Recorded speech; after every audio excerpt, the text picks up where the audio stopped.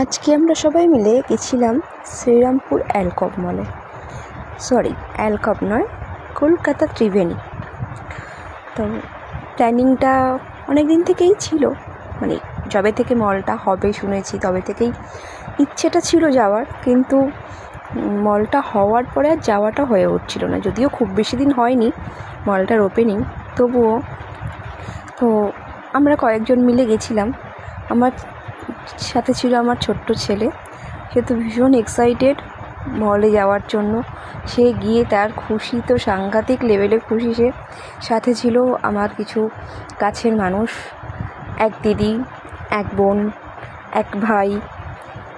তো আরও কারো যাওয়ার কথা ছিল, কেউ যেতে পারেনি।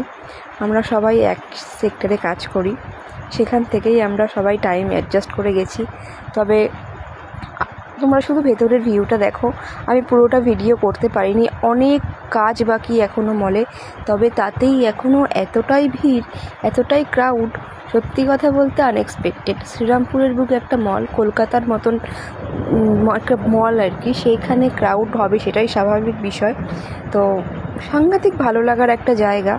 এখনও অনেক স্টোর ওপেনিং বাকি, অনেক কাজ বাকি।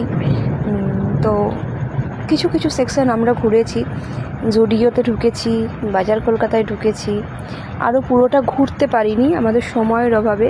বাড়ি ফেরার তাড়া ছিল, যেহেতু আমরা গিয়েছিলাম অনেকটাই লেটে।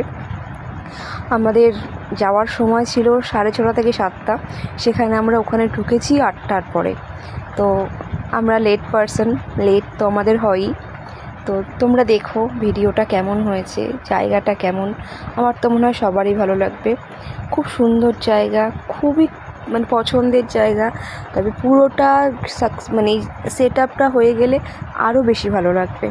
চলো, শুভরাত্রি সবাইকে, good night, tata, bye bye.